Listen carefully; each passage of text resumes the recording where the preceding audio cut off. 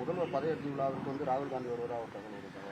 இதெல்லாம் ஸ்பெகுலேஷன். நீங்கள் என்னை பொறுத்த வரைக்கும் இன்னைக்கு அகில இந்திய காங்கிரஸ் கமிட்டி பொறுப்பாளர் தான் நாங்கள் என்ன முடிவெடுத்தோங்கிறத பற்றி சொல்ல போகிறது. அவர் சென்னையில் அதற்கான முடிவு அறிவிப்பார். அதனால அதுக்கு முன்னாடி எதை பற்றி யார் பேசினாலும் சரி அதெல்லாம் அர்த்தம் இல்லாததாக இருக்கும். விஜயும் வந்துட்டு பாஜக வரக்கூடாது அப்படின்றத சொல்றாரு. அந்த கருத்து உங்களோட ஒத்து போகுது, அதை எப்படி பாக்குறீங்க?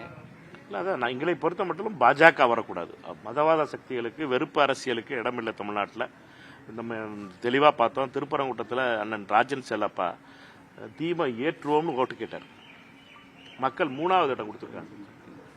சிட்டிங் எம்எல்ஏவாக இருக்க ராஜன் செல்லப்பா அண்ணன் அவர் இந்த பகுதியில் இருக்கவர், இந்த பகுதியில் பிறந்தவர், இந்த பகுதியில் அரசியல் பண்ணவர். அவரையே மக்கள் அவருடைய மதவாதத்தோடு அவர் விலை போனதனுடைய விளைவாக அவர் நிராகரிக்கப்பட்டார். 3வது இடம் எனக்கு அதிர்ச்சியாக இருந்துச்சு ராஜன் செல்லப்பா அவர்களுக்கு.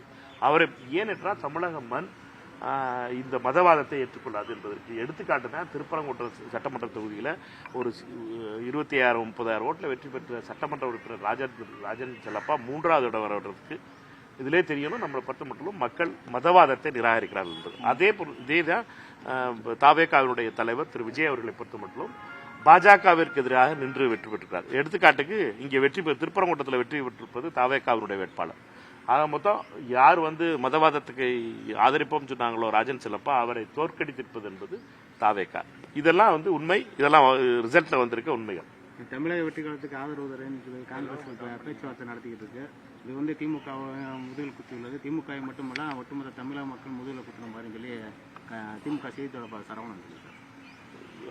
சரவணன்லாம் பத்திரிகையில பேசிக்கிட்டு இருக்கலாம். பட் எங்களை பொறுத்த மட்டும் ரொம்ப முக்கியமானது காங்கிரஸ் கட்சியுடைய நிலை என்பதை அரசியல் விவகார குழு முடிவெடுத்திருக்கிறது.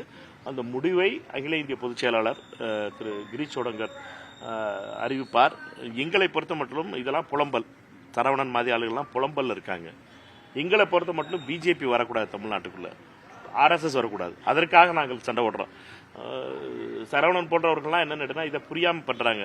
என்னட்டுனா நீங்கள் பிஜேபி எப்படியாவது வர விட்டுறணும் அப்படின்னு நினச்சிக்கிட்டு தனக்கு கிடைக்கலன்னா இன்னொருத்தருக்கு தட்டி விட்டுற பழக்கம் இருக்குல்ல, அப்படிப்பட்டவர்கள் இந்த பழக்கம் இதெல்லாம் இந்த செய்தி தொடர்பாளர்களாம் இதெல்லாம் வன்மத்தின் அடிப்படையிலான உருவானது. தமிழ்நாட்டினுடைய நன்மைக்காக பார்க்க வேண்டுமே ஒழிய எனக்கு கிடைக்கல, என்னைய மக்கள் நிராகரிச்சிட்டாங்க அப்படிங்கிறதுக்காக இது கிடைக்கக்கூடாது அது கிடைக்கக்கூடாதுன்னு சொல்றது வன்மத்தின் மறு உருவம். இது இதைத்தான் மக்கள் நிராகரிச்சிருக்காங்க. எங்களை பொறுத்த மட்டும் இந்த கூட்டணி என்பது தேர்தலுக்காக உருவாக்கப்பட்டது. 2026 தேர்தல் முடிவுற்றது. எங்களை பொறுத்த மட்டும் இந்த தேர்தல் அரசியல் விவகார குழு நேற்று முடிவெடுத்திருக்கிறது.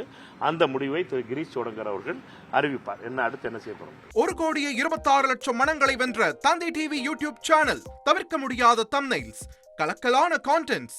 நீங்களும் இந்த குடும்பத்தில் இணைய இப்பவே சப்ஸ்கிரைப் பண்ணுங்க. அசுரபலம் கொண்ட எங்கள் டிஜிட்டல் கரங்களில் உங்கள் விளம்பரங்களை சேர்க்க வாட்ஸ்அப் பண்ணுங்க. 8939888378. Email advt@dttv.in.